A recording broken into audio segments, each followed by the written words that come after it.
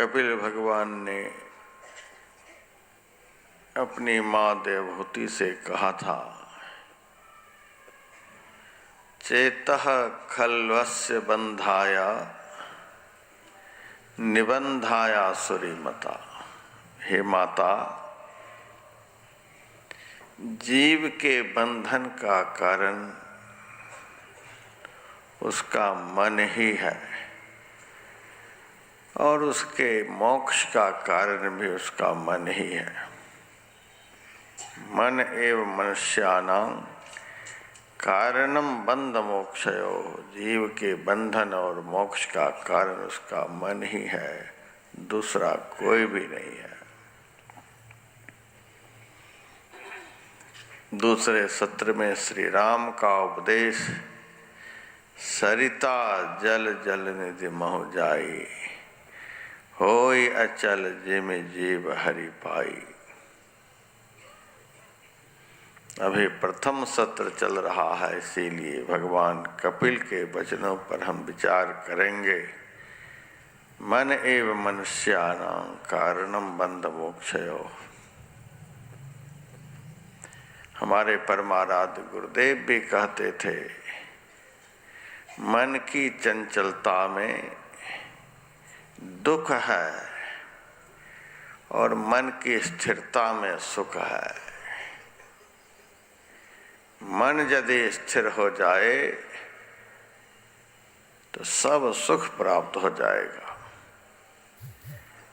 और मन चंचल हो जाए तो कोई ऐसा दुख नहीं जो प्राप्त नहीं होगा।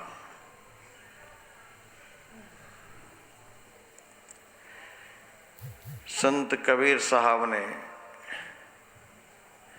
स्पष्ट शब्दों में कहा, तन धर सुखिया कोई न देखा, जो देखा सो दुखिया हो।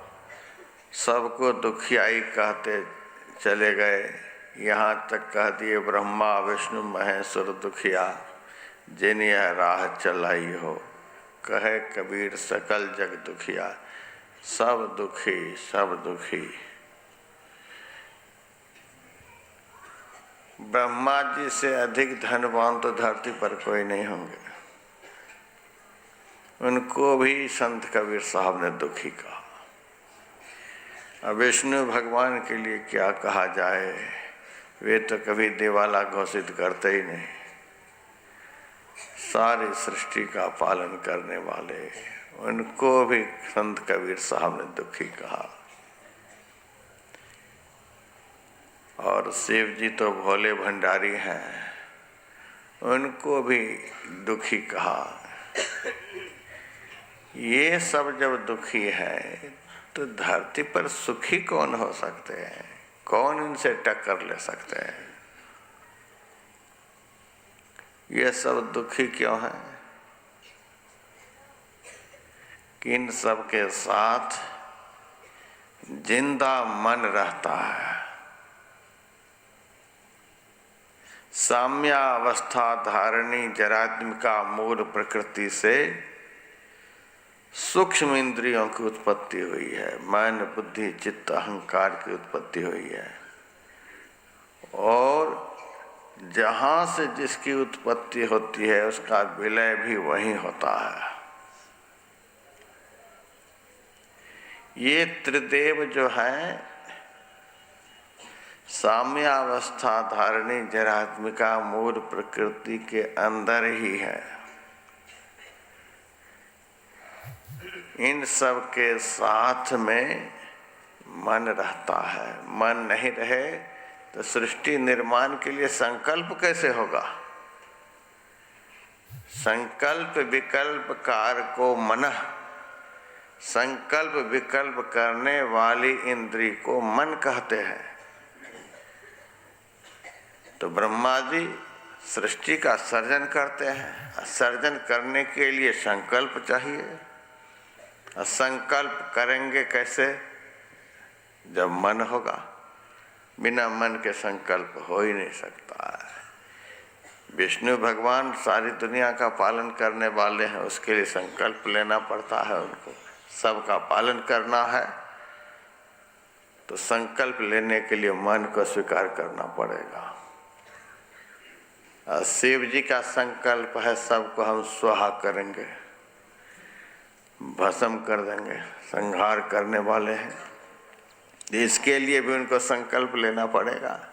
संकल्प लेने के लिए मन को स्वीकार करना पड़ेगा। मन को स्वीकार जिन्होंने कर लिया तो उनको संसार का दुख भी स्वीकार करना ही पड़ेगा, क्योंकि मन जब चंचल होगा तभी उस मन में संकल्प होगा। स्थिर मन में संकल्प नहीं होता है।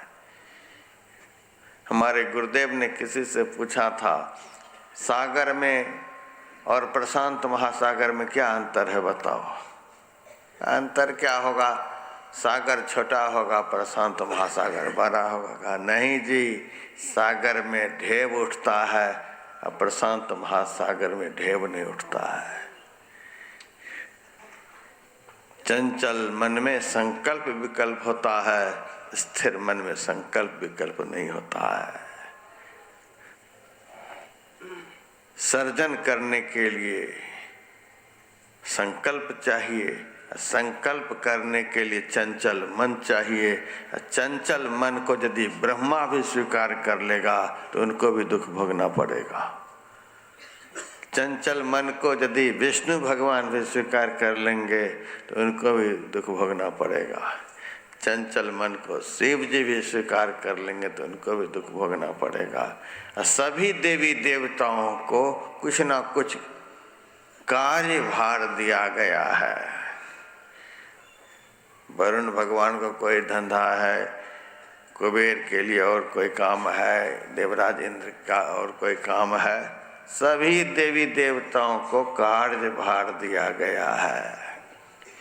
इसीलिए सबको मन चाहिए और संकल्प विकल्प करने वाला मन चाहिए। इसके बिना कोई काम हो ही नहीं सकता है। तो जिन्होंने चंचल मन को स्वीकार कर लिया वो कोई भी हो, इसीलिए संत कबीर साहब ने कह दिया, ब्रह्मा विष्णु महेश्वर दुखिया जिनिया राह चलाई हो। अवधू दुखिया भूपति दुखिया रंक दुखी विपरीती हो। कहे कबीर सकल जग दुखिया सब दुखी, नानक दुखिया सब संसार। तो कबीर साहब से भक्तों ने पूछा, महाराज आपकी दृष्टि में सुखिया कोई भी नहीं है। कहा हमारी दृष्टि में बस एक ही आदमी सुखी है। क्या उस आदमी का नाम क्या है? क्या उस आदमी का नाम संत है। कहे कबीर सकल जग दुखिया संत सुखी, एकमात्र सृष्टि में संत सुखी। भक्तों ने पूछा, ब्रह्मा विष्णु महेश तक दुखी है, संत कैसे सुखी हो गए? तो कबीर साहब ने कहा, सबके साथ में मन रूपी जिंदा भूत है। सबके साथ में संकल्प विकल्प करने वाला चंचल मन है, इसीलिए सब दुखी। लेकिन संत के पास मन तो है लेकिन मरा हुआ मन है। मरा हुआ मन में संकल्प विकल्प नहीं होता है। संकल्प विकल्प रहित मरा हुआ मन।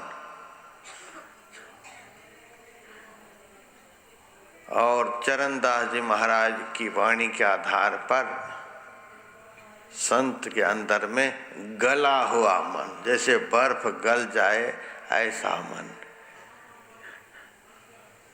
कौन सा काम किया जिस काम के द्वारा उन्होंने मन को गला दिया?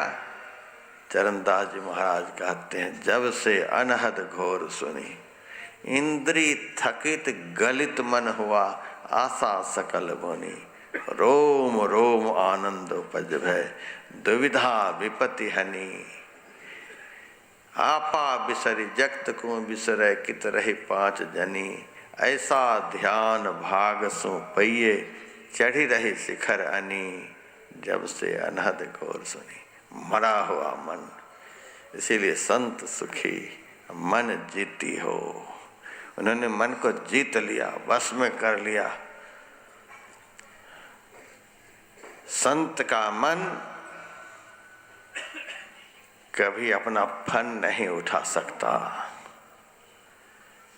बिल्कुल शांत होकर के रहता है। कैसा भी खतरनाक सर्प क्यों न हो, सपेरे के सामने वह फन नहीं काट सकता, और यदि काटता भी है तो सपेरा उसके माथे पर हाथ रखकर पिटारी में दबा करके बंद कर देता है, बाकी किसी में हिम्मत नहीं है। संत सुखी मन जीती हो, उन्होंने अपने मन को जीत लिया।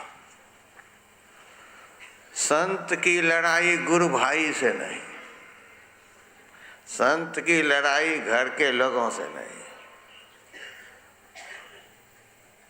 संत की लड़ाई दुनिया में किसी से नहीं। यदि संत लड़ाई करे तो समझ लेना ये संत नहीं, संत का बाना पहन करके कोई और है। संत की दुनिया में किसी से लड़ाई नहीं। आजाद शत्रवः कल सुनाया गया था, शत्रुओं से आजाद होते हैं, लेकिन कहते हैं संत कि एक से ही लड़ाई, वह कौन? उनकी लड़ाई मन से, उनका योद्धा मन। और लड़ाई लड़ कर, मन को पछाड़ कर, मन के सिर पर पैर रखकर आसन जमा कर वे बैठे रहते हैं। जो मन पर असवार है वह साधु कोई एक, ऐसे संत होते हैं। संत सुखी मन जीतियो, उनका एक ही काम, किसी भी तरह से यह मन बस में हो जाए, दूसरा कोई काम करते ही नहीं। जो दुनिया भर के काम करे वो प्रपंची है, वो संत नहीं हो सकता है। साबुन बेच रहे हैं, तेल बेच रहे हैं, दवाई बेच रहे हैं, राशन पानी बेच रहे हैं, ये वो, ये दुनिया भर के धंधा, ये बनियों का काम है। संत का काम एक ही है, केवल मन के साथ ही उनका काम होता है। वो मन को बस में किए हुए रहते हैं, बस यही काम।